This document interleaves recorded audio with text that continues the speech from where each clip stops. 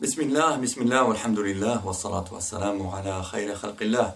Chers frères, chères sœurs, assalamu alaikum wa rahmatullahi ta'ala wa barakatuh. Alors, je suis ravi de vous retrouver pour cette nouvelle vidéo. J'espère que vous allez bien. Nouvelle vidéo concernant cette fois-ci un sujet historique. Mais vous allez voir que c'est pas complètement de l'histoire ancienne et révolue, parce que il y a une continuité qui nous amène en fait jusqu'à nos jours, et c'est finalement quelque chose de très actuel, donc à la fois très ancien et très actuel, vous allez le voir. Alors, je voudrais vous parler d'un événement qui a eu lieu dans l'histoire qui s'appelle les noces de Suse. Alors c'est quelque chose qui est peut-être pas très connu pour la plupart d'entre vous, je présume. Mais c'est très intéressant. Donc, alors les noces de Suse, c'est quoi? Donc déjà, Suse, c'était la capitale de l'Empire perse dans l'Antiquité, les Achéménides. Et donc, ce qui s'est passé, c'est qu'il y a eu un personnage très important de la Grèce antique qui s'appelle Alexandre le Grand, qui lui est très connu, qui a vécu au IVe siècle, donc de 356 à 323 avant Jésus-Christ. Qui était le roi de Macédoine. La Macédoine était un territoire qui était au nord de la Grèce, qui était considéré comme, d'ailleurs, un peu, on va dire, une sorte de sous-Grèce, quoi. Voilà, ça faisait partie quand même de l'ensemble civilisationnel grec, hellénistique, mais c'était des demi-barbares quand même, hein, c'était des Grecs un peu de seconde zone.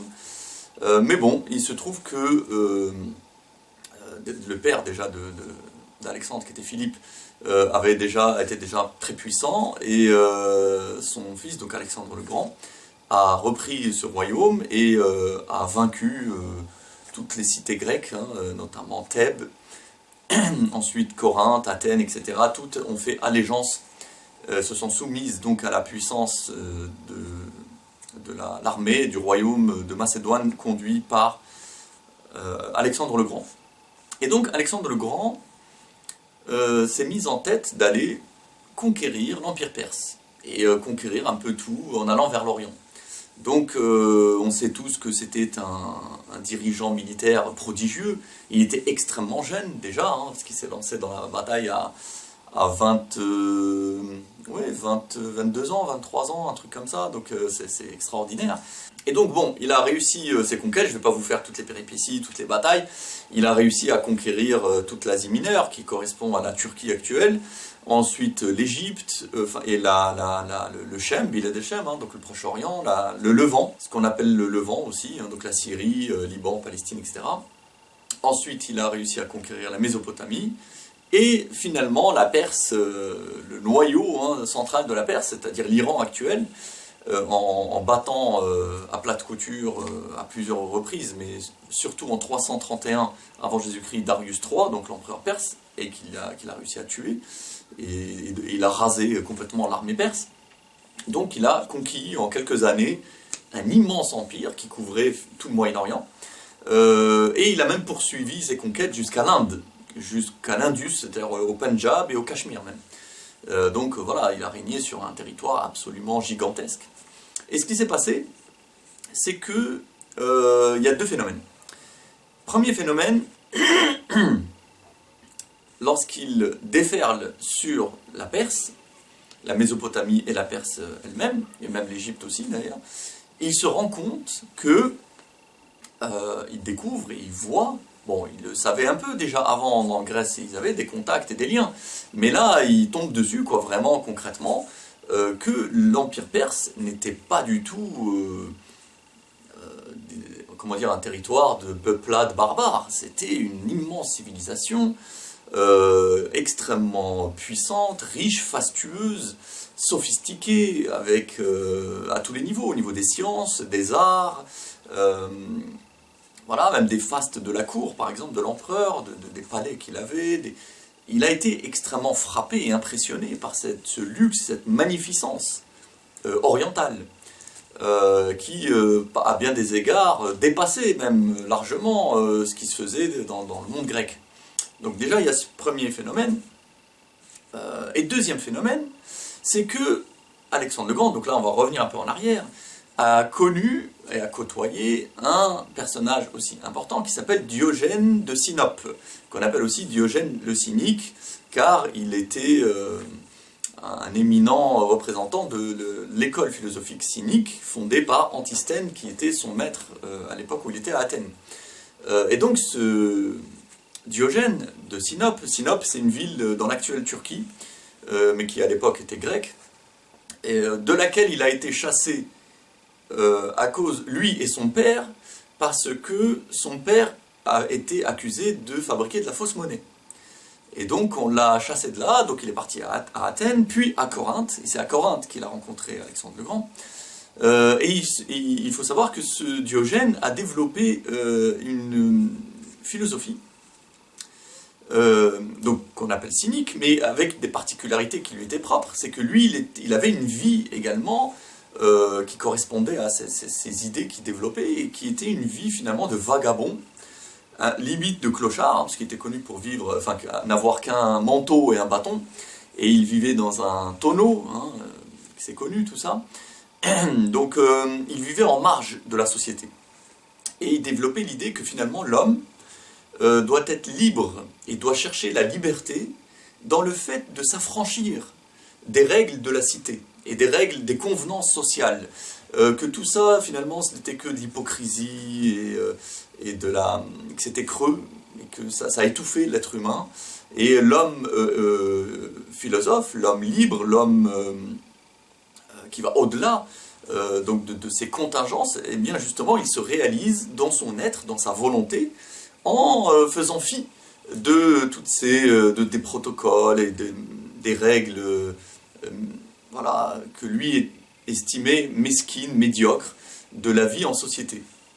Et il a développé donc par cela le concept du cosmopolitisme.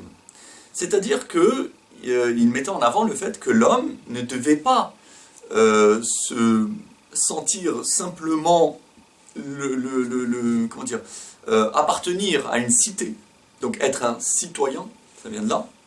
Donc j'appartiens à une cité précise, et c'est ça mon appartenance, c'est ça mon identité. Pour lui, ça c'était étriqué, c'était trop limité. Il fallait que l'homme se sente, en fait, faisant partie de l'humanité entière, qu'il se sente être, entre guillemets, une sorte de citoyen du monde. Et que, voilà, il faut, pareil, aller au-delà de ses appartenances ethniques ou tribales immédiates pour aller vers l'universel. Voilà, une appartenance universelle. C'est finalement une sorte d'anarchisme déjà de son époque, quoi. Donc, bon, alors, Alexandre le Grand avait comme précepteur Aristote, hein, et non pas Diogène le Cynique, mais il a quand même été influencé un petit peu par cette idéologie. Il a été frappé, enfin c'est connu la fameuse rencontre qu'il a faite avec lui à Corinthe en 335 en Jésus-Christ, donc juste avant qu'il se lance dans ses campagnes de conquête, d'invasion de l'Orient. Donc voilà, donc quelque part, Alexandre le Grand, quand il a vaincu les Perses, il s'est installé au pouvoir à leur place, avait ces deux choses en tête. Premièrement, il s'est dit, ben, quand même, l'Orient, l'Égypte, la Mésopotamie, la Perse, et même un petit peu l'Inde, hein, dans la vallée de l'Indus, il a découvert qu'il y avait là-bas quand même une richesse civilisationnelle extraordinaire, qui l'a séduit, puisque d'ailleurs lui-même a commencé de plus en plus à adopter des traits culturels locaux, et notamment perses. Notamment dans la manière, enfin le protocole, même un début d'auto-divinisation, comme ça se faisait en Égypte par exemple. Parce qu'en Grèce, il faut savoir qu'il y avait un esprit plutôt égalitaire, démocratique, républicain, donc voilà, on est tous à peu près, enfin voilà, les hommes étaient attachés à une certaine forme d'égalité. Alors que dans l'Orient, c'était tout le contraire. Le souverain était divinisé. Et donc voilà, évidemment, lui, ça lui a un peu plu. Hein, il a été un peu grisé par ce tourbillon de victoires extraordinaires. Donc voilà, il a commencé à aller un peu dans ce sens. Et puis il s'est dit, donc voilà, une culture extraordinaire. En même temps, lui, il vient de la culture grecque. qui évidemment pour lui était le top de ce qui se faisait dans le monde, mais il a vu aussi quand même que la culture perse, notamment, était extraordinaire elle aussi. Donc il s'est dit, pourquoi opposer les deux? Surtout que maintenant, je règne sur les deux, sur tout cet ensemble. Donc, il y a eu cette idée-là, plus l'influence donc du cosmopolitisme de Diogène, dans laquelle, voilà, finalement, il faut sortir de ces petites identités locales, limitées, il faut aller vers l'universel, vers l'homme citoyen du monde, etc. Donc, il s'est dit, je vais essayer un petit peu de faire fusionner les deux aspects. Je vais un petit peu faire, voilà, mélanger ces deux cultures. Comme ça, je vais faire une super méga civilisation universelle qui va prendre finalement les bons côtés de ce qui se fait en Grèce et de ce qui se fait en Perse. Et pour incarner cela, pour le concrétiser et le faire rentrer dans un processus que lui espérait tangible et voire irréversible, il a organisé en 328 avant Jésus-Christ ce qu'on appelle les noces de Suse. Donc il est revenu d'Inde et il s'est installé dans la capitale perse, l'ancienne capitale perse achéménide, et avec lui il a pris le titre de Shah finalement de l'Empire perse, et il a décidé de faire marier, d'où le nom les noces, parce qu'il s'agit justement de mariage, de nuptialité. Donc il a décidé d'organiser une grande cérémonie de mariage dans laquelle lui-même, ainsi que ses officiers et la plupart de ses soldats, 10 000 hommes, on parle de 10 000 hommes de son armée, de Grecs, gréco-macédoniens, une centaine d'officiers, de généraux, on va dire d'officiers, qui géraient cette armée, qui structuraient cette armée, et lui-même en premier lieu, devait épouser des filles perses, des femmes perses, qui étaient pour la plupart des filles alors lui-même a pris la fille de l'ancien empereur de Perse, roi de Perse, qui était Darius III, donc sa fille Stratera, qui était donc la princesse, la fille de l'ancien roi. Il a fait également épouser donc à ses officiers des filles de généraux ou d'officiers perses qui avaient été tués dans les batailles.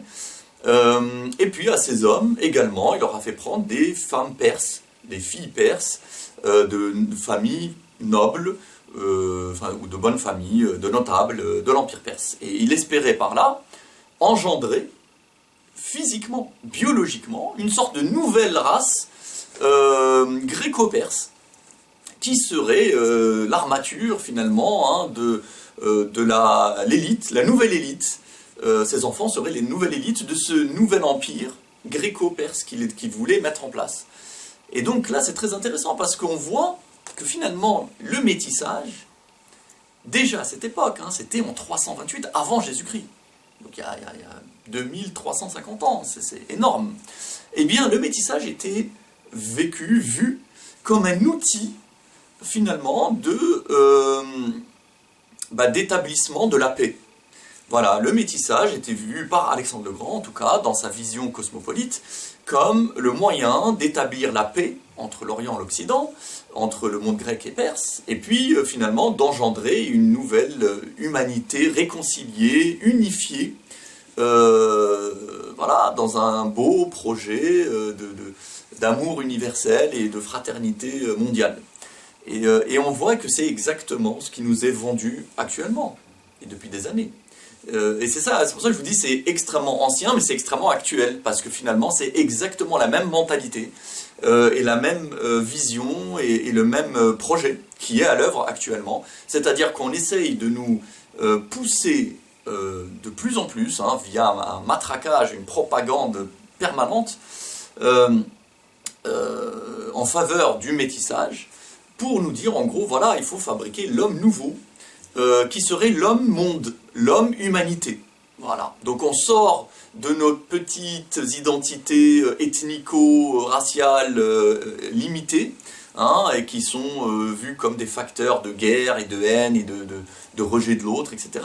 Et en se mariant avec quelqu'un d'une autre race, on finit, enfin voilà, on va engendrer comme ça de plus en plus d'hommes qui font fusionner en eux toutes les composantes du monde, et ça nous donnera une formidable humanité rassemblée, unifiée, enfin voilà. Sauf pour une toute petite minorité qui, elle, préfère rester à part, voilà, et chapeauter un peu le processus, hein, piloter un peu la manœuvre. Mais elle, non, elle, ça l'intéresse pas trop, c'est pour les autres, c'est pour nous, hein, c'est pour nous, tout ça. Elle reste au-dessus et à part, comme on a pu le traiter je vous en ai parlé dans une vidéo précédente. Donc voilà, ça m'a frappé, ça me semblait intéressant de l'évoquer, cette histoire des noces de Suse, donc en 328, qui ont eu lieu avec ce projet-là de faire fusionner le monde grec et perse, et voilà, de mettre en place une nouvelle élite pour un nouveau royaume, un nouvel État mondialisé finalement. Quelque part, c'était déjà ça. Voilà, un État mondialisé avec une sorte de peuple fusionné. Bon, alors évidemment, ça n'a pas tenu du tout, hein, puisque déjà Alexandre le Grand meurt 5 ans plus tard, en 323.